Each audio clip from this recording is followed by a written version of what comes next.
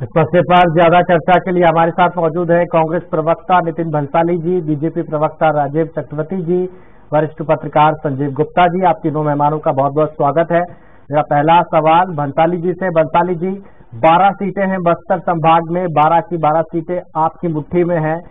आपके पास खोने के लिए बहुत कुछ है और बीजेपी के पास पाने के लिए सब कुछ है। कहीं सर्व आदिवासी समाज आपका खेलना खराब कर दे? देखिए, इन 4.5 वर्षों में भूपेश बघेल जी की सरकार में जो बस्तर के विकास में काम हुआ है, जैसे कि सरकार ने विश्वास, विकास और सुरक्षा, इन 3 मंत्रों पर जो काम किया, इसमें हमने वहां पर सिर्फ चुनाव नहीं, आदिवासियों का दिल जीतने का काम किया। इसका उदाहरण है कि वहां पर जो उपचुनाव हुए 2, उन उपचुनावों में भी कांग्रेस के प्रत्याशी को अप्रत्याशित रूप से जीत मिली, जिसमें एक सीट तो भाजपा के पास थी उस उपचुनाव में, वो सीट भी कांग्रेस के झोली में आई। तो हम हमारे काम को लेकर आदिवासियों के बीच जाएंगे, जनता के बीच जाएंगे और जनता का जनादेश निश्चित तौर पर कांग्रेस को मिलेगा, इसमें कोई दो मत नहीं है। भारतीय जनता पार्टी के ओम माथुर एवं अन्य नेता जो बस्तर जा रहे हैं, जिन्हें मैं एक बात कहूंगा इस डिबेट के माध्यम से कि वो जाएं, पर वो प्रायश्चित यात्रा के नाम से इसको निकाले तो मुझे लगता है ज्यादा बेहतर होगा, क्योंकि इन 15 सालों में जो आदिवासियों का शोषण हुआ, जल जंगल जमीन का जो दोहन हुआ, इसका जवाब जो था वो आदिवासी भाइयों ने, बस्तर की जनता ने 2018 के विधानसभा के चुनावों में दे दिया है। इसमें कोई दो मत नहीं है कि 12 की 12 सीटें वापस कांग्रेस की ही झोली में होंगी और लीड जो होगी, जीतने के प्रत्याशियों की जो हमारी लीड होगी, वो लीड मुझे लगता है और 1.5 गुनी बढ़ेगी। ठीक है राजीव जी, वो कह रहे हैं कि बस्तर की जनता के दिल में तो कांग्रेस पार्टी है, तो एक दिल में 2 राजनीतिक दल कैसे रह सकते हैं? आपके लिए तो जगह ही नहीं है वहां पर।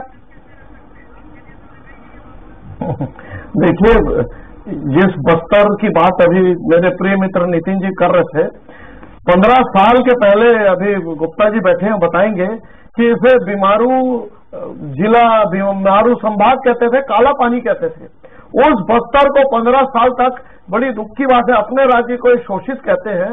तो शोषण तो इन्होंने किया, नमक के बदले चिरौंजी, सड़क नहीं, अस्पताल नहीं, अधिकार नहीं कोई, लेकिन उस सुगठित और सुंदर बस्तर को किसी ने गढ़ा, उस बस्तर को किसी ने रचा बसाया, तो भारतीय जनता पार्टी ने।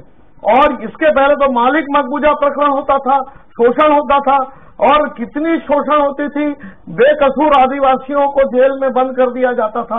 और आज जो वो 15 साल, अब आप आएंगे विजेंद्र जी, मैं आपको चलूंगा बस्तर में लेकर, जो चमचमाती मेडिकल कॉलेज, जो अस्पताल भवन, और जो आदिवासी जो बच्चियां हैं वो अगर एयर होस्टेस बनी है, आदिवासी बच्चे पायलट बने हैं, सेना में गए हैं, तो उसका श्रेय भारतीय जनता पार्टी को जाता है। और अभी पिछले 4.5 वर्षों में आप देखेंगे तो बस्तर को बदतर बना दिया, बस्तर का इतना शोषण किया कांग्रेस पार्टी ने, भ्रष्टाचार का अजायब घर बना दिया। सड़कें नहीं बनी लेकिन बिल्डें बन गई, कुछ काम हुआ नहीं है। नहीं, मुझे बोलने दीजिए, फिर मैं आपको बोलने नहीं दूंगा, आपको बोलने नहीं दूंगा। इन्होंने शोषण किया, इन्होंने बर्बाद कर दिया बस्तर को विकेंद्रीकरण करने के लिए। जब वहां के लोग आए, वहां के लोग जब आते रहे, पैदल आए, इनके मुख्यमंत्री जी को समय नहीं था मिलने का, इनके लोग नाच रहे थे, लेकिन वो गरीब आदिवासी विकेंद्रीकरण मत करिए। इन्होंने नगर पंचायत बना दिया, इन्होंने नकली सड़कें बना दी, इन्होंने अभी ये हालात है कि जो, अरे मेरे को बोलने दीजिए भाई, फिर मैं आपको बोलने नहीं दूंगा, आप बड़े दुखी हो जाएंगे। इन्होंने बर्बाद कर दिया बस्तर को, और बस्तर की जनता बदलाव चाहती है, बदलाव चाहती है, परिवर्तन चाहती है, और वो परिवर्तन, ये परिवर्तन भारतीय जनता पार्टी करेगी। इन्होंने आदिवासियों से, इन्होंने बस्तर को जाकर बना दिया।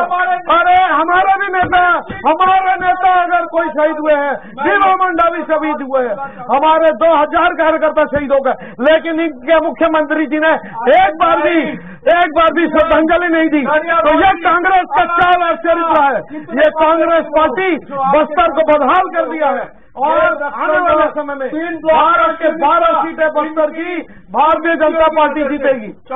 और विजेंद्र जी, जो आज ये हालत है, एम्बुलेंस नहीं है, इनके नेता हेलीकॉप्टर में घूमते हैं, इनके नेता चमचमाती कार में घूमते हैं, लेकिन बस्तर का आम आदमी घाट में प्रसव करने के लिए घाट में जाते हैं, घूमने के लिए न सड़कें हैं, न पुल है, न पुलिया है। ठीक है राजीव भाई, नितिन भाई, आऊंगा आपके पास जी, मैं रुक करूंगा।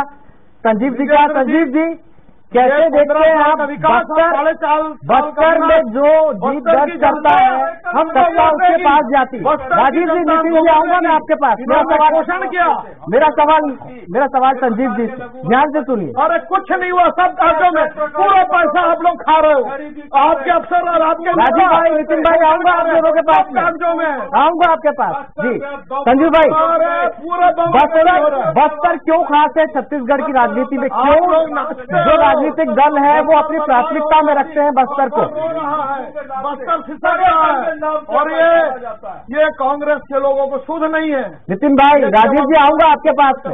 संजीव जी, सबका फोकस बस्तर पे क्यों रहता है? विजेंद्र जी, आप जो कुछ बोलेंगे मुझे सुनाएंगे। देखिए, बस्तर इसलिए इम्पोर्टेंट है छत्तीसगढ़ की राजनीति में कि एक समय तक 2003 के जो पहले चुनाव से लेकर 2013 तक के चुनाव तक में बस्तर बहुत इंपॉर्टेंट रोल प्ले करता था और ऐसा माना जाता था कि सत्ता जो है वो बस्तर के रास्ते से निकलती है। सत्ता तक अगर आपको पहुंचना है तो बस्तर की जो 12 सीटें हैं, जिसमें ज्यादातर आदिवासी सीटें हैं, उसमें उसको अगर आपने प्राप्त कर लिया तो वो आप वहां तक सत्ता तक पहुंच सकते हैं। और आदिवासी जो 34 के आसपास जो सीटें हैं, 34 उन सीटों पर भी वो वहां के वहां की जो राजनीति है वो खासा असर करती थी। लेकिन वो बदलाव हुआ 2018 के चुनाव में, और कांग्रेस ने जब बहुत बड़ी जीत जब हासिल की तो उस समय कांग्रेस को केवल बस्तर नहीं, मैदानी क्षेत्रों में भी लगातार जीत हासिल हुई। तो ये आप कह सकते हैं कि बस्तर महत्वपूर्ण रोल प्ले करता है। लेकिन यदि आपके पास बहुत ज्यादा संख्या है, बहुत ज्यादा, जैसे जिस हिसाब से वो 2018 के चुनाव में हुआ, तो उस समय केवल बस्तर नहीं, सरगुजा के क्षेत्रों में देखिए, आप मैदानी क्षेत्रों में देखिए और अलग अलग क्षेत्रों में देखिए, लगातार कांग्रेस ने अलग अलग क्षेत्रों में जीत हासिल की थी। लेकिन हाँ, उससे पहले जो मैं फिर से कहूंगा कि 2003 से लेकर 2013 तक के जो चुनाव हैं, उसमें ये बिल्कुल कहा जाता था कि सत्ता अगर प्राप्त करना हो तो आप जो रास्ता है वो बस्तर से होकर जाएगा। 2018 के चुनाव में कांग्रेस को बस्तर में 11 सीटें मिली थी, 1 सीटें भीमा मंडावी की मिली थी, जो उनकी बाद में मृत्यु हो गई, तो फिर से उसमें उपचुनाव हुआ था, तो वो फिर से सीट वो आ गई थी। तो वो सारी चीजें हुई थी। लेकिन अब मुझे ऐसा लगता है कि अब चूंकि कांग्रेस ने एक बड़ी जीत हासिल की, देखिए वो किसी भी राज्य में जीत हासिल करने के लिए एक बड़ी संख्या होती है। अब वो जीत फिर से कांग्रेस को हासिल कर पाएंगी कि नहीं पाएगी, ये बात की बात है। लेकिन स्वाभाविक सी बात है कि वो जो 2013 से पहले का जो चल रहा था 2003 से, वो दोनों पार्टियां चाहेंगी कि बस्तर अगर जीत लेते हैं तो हम सत्ता तक जाना आसान होगा। आऊंगा आपके पास। नितिन जी, अरुण साहब कह रहे हैं कि 4.5 साल में आपकी सरकार ने कोई काम नहीं किया, इसलिए आपके जो विधायक हैं वो जनता का सामना भी नहीं कर पा रहे। ऐसे में बस्तर कैसे जीतेंगे आप?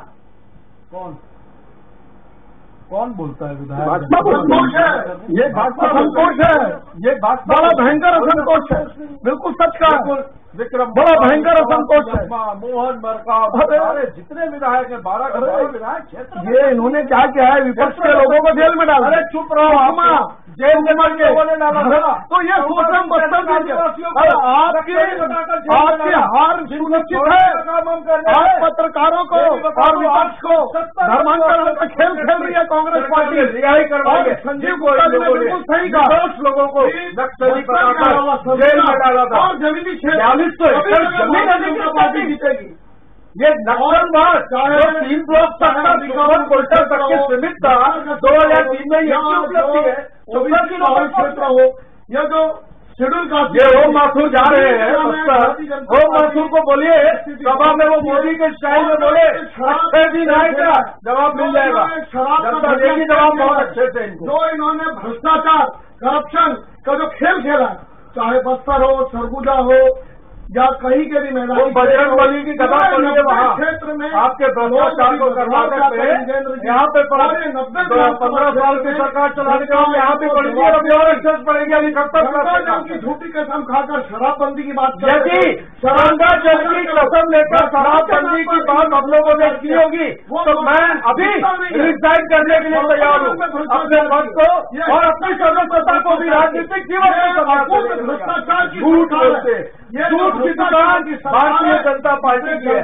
मैं बता दूं गंगा जल की कसम लेकर कसम खाई थी हमने कसम खाई। राजीव जी मैं आऊंगा आपके पास, नितिन भाई को बोलने दीजिए। मुख्यमंत्री पद की शपथ लेते ही 24 घंटे में प्रदेश के मुख्यमंत्री जी ने किसानों का कर्जा माफ किया। जिस प्रकार इन्होंने विरोधी लोग अरे जाइए ओम माथुर जी को बोलिए जो बढ़ती महंगाई 100 दिन में महंगाई कम करेंगे, 2 करोड़ लोगों को रोजगार देंगे, 15 लाख रुपया खाते में देंगे। क्या हुआ तेरा वादा? वो कसम वो ये बार ये गोबर ये लोग भी बेच रहे हैं, ये गोबर बेच रहे हैं, इनके लोग गोबर बेच रहे हैं। सूची आ गई है हमारे पास, गोबर भी बेच रहे हैं, धान भी बेच रहे हैं, बड़े मजे से रह रहे, बिजली भी लाभ ले रहे। यहाँ पर टीवी डिबेट पे अब जनता देख रही है कि हमें 15 साल का वापस सुगम और शानदार सरकार चाहिए। जो सरकार हमने 15 साल में अरे इतनी अच्छी सुगम सरकार थी तो 12 के 12 निपट क्यों गए? मैंडेट किया क्यों निपट गया 12 के 12? चौथा मैंडेट नहीं मिला, लेकिन अभी फिर से बदलाव होगा और बस्तर वही शिक्षा के विद्यालय खुले, वही मेडिकल कॉलेज और इंजीनियरिंग कॉलेज खुले जो हमने खोला था। इन लोगों ने सिर्फ सपने दिखाए झूठे और अपनी लूट खसूट कर। अच्छा आदिवासी को गाय दी क्या? तो ये जो बातें हैं 2003 महीने दंता ने बोला था और आदिवासी को जर्सी गाय नहीं मिला, जर्सी गाय नहीं मिला। वो एक आदिवासी परिवार से एक व्यक्ति को नौकरी लेंगे मैंडेट को बेरोजगारी भत्ता दिया क्या? आपने क्या बोले? आपके शो में काम कर लेंगे, आप इस शो में बोला किया ये काम के अलावा और किया प्रदेश जनता के शाही भ्रष्टाचारी का जो कांग्रेस ने एक उदाहरण प्रस्तुत किया है। बस्तर की जनता हो, सरगुजा की जनता हो, मैदानी जनता हो, अब बदलाव चाहती है विजय जी, और वो बदलाव के रूप में बस्तर में बालों में बदलाव होगा, बदलाव को, और अंबिकापुर में भी बदलाव होगा, सारे आदिवासी क्षेत्रों में बदलाव होगा। भारतीय जनता पार्टी प्रचंड मतों से जीतेगी। कौन है चेहरा, कौन है भाई? आप क्या कौन कह रहा था 2018 में? 2003 में हमारा कौन कह रहा था? 2003 में भी हम 2000 ये बिना दूल्हे की बारात है और बाराती सब डांस करने के लिए तैयार है। अरे हम बारात में दूल्हा है ही। हमारे पूरे कार्यकर्ता चुनाव जीतेंगे, ये कार्यकर्ताओं की बात जीतेंगे। आपकी तरफ से कार्यकर्ता है 45 पार्टी बोला दिए और वोट मिले हमारे कार्यकर्ताओं ने बोलते 2018 में आपके अभी क्या बोलते हैं? ये मैंने पढ़ा आपके कार्यकर्ताओं को मना बोले लेकर उनके घर के साथ ठीक है नितिन भाई आऊंगा आपके पास में आऊंगा। राजीव जी झूठ मत बोलिए। राजीव जी 15 साल में अगर आपकी सरकार ने काम किया होता तो आपका डब्बा गोल नहीं होता सर, एक भी सीट नहीं है आपके पास। देख लिया अमित शाह का लड़का है भाई, आप क्या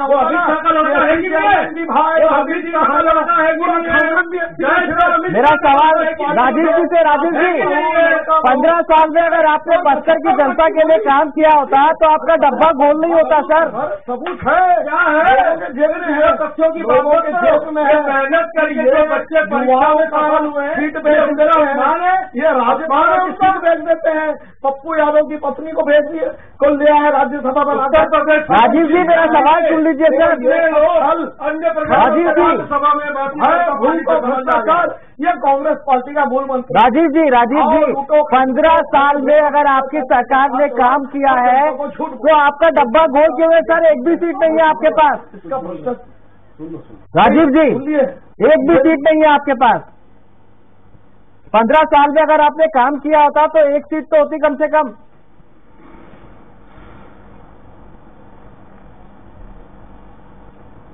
राजीव जी क्या आप सुन पा रहे हैं मुझे? रिजेक्ट कर दिया जनता ने इनको, बस्तर की जनता। राजीव जी क्या आप मेरा सवाल सुन पा रहे हैं? रिजेक्ट कर दिया है। ठीक है मैं आता हूं।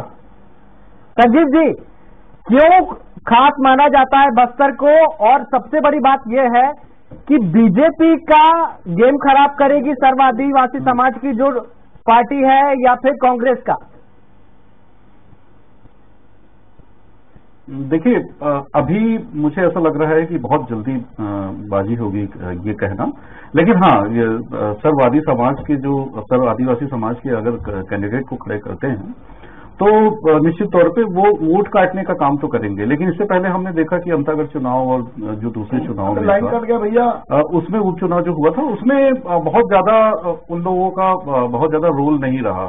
अलग अलग जैसे अब केवल सर्व आदिवासी समाज की बात नहीं कर रहा हूं मैं, आप भी अब वहां पे अपना दांव आजमाने की कोशिश करेगी और भी दूसरे जो दल है वो भी आने की कोशिश करेगी। लेकिन मुझे ऐसा लगता है कि छत्तीसगढ़ शुरू से, जब से छत्तीसगढ़ का निर्माण हुआ और उससे पहले अविभाजित मध्य प्रदेश के समय से भी ये जो क्षेत्र है वो दो पार्टियों में ही मेन जो है वो चुनाव होता था, चुनाव की लड़ाई होती थी। वो है भारतीय जनता पार्टी और कांग्रेस, दोनों के बीच में ही है। अभी दो दल ही है अभी मेन तो यहाँ छत्तीसगढ़ में। तीसरे दल की बहुत ज्यादा गुंजाइश कभी नहीं रही है। बीएसपी को 1-2 सीटें मिलती थी, बीच में एनसीपी को सीट मिली थी उस समय जब एनसीपी चले गए थे स्वर्गीय विद्याचंद्र शुक्ला जी, तब उस समय की बात है। उसके बाद फिर एनसीपी को बहुत ज्यादा यहाँ पे कोई सफलता नहीं मिली। बीएसपी को कुछ सीटें मिली, अभी भी बीएसपी के पास कुछ सीटें हैं। जोगी जी की पार्टी को मिली थी पिछले चुनाव में कुछ सीटें। ऐसा कहा जाता था कि जोगी जी जो है वो एक छत्तीसगढ़ में किंग मेकर की भूमिका निभाएंगे, लेकिन ये नहीं हो पाया। उस समय जब जिस हिसाब से उनकी रैली होती थी और सारी चीजें होती थी, ऐसा लगता था कि जोगी जी को बहुत सारी सीटें मिल सकती हैं, लेकिन ऐसा नहीं हुआ। लेकिन अब जोगी जी की पार्टी भी बहुत ज्यादा कुछ कर पाएगी इस चुनाव में, आने वाले चुनाव में। मुझे नहीं लगता, वो पार्टी काफी बिखर चुकी है। सर्व आदिवासी समाज के लोग क्या कर पाते हैं, मुझे लगता है कि थोड़ा सा और वेट करना पड़ेगा। वो कितने सीटों पर लड़ना चाहते हैं, क्या करना चाहते हैं, कैसे चुनाव लड़ना चाहते हैं जी। तो मुझे ऐसा लगता है कि छत्तीसगढ़ में अभी फिर से इस बार जो चुनाव होगी 2023 के अंतिम समय में, जो अंतिम साल के अंतिम महीनों में जो चुनाव होने वाली है, तो उसमें कांग्रेस और भारतीय जनता पार्टी वो दो दल ही मेन रहेंगे।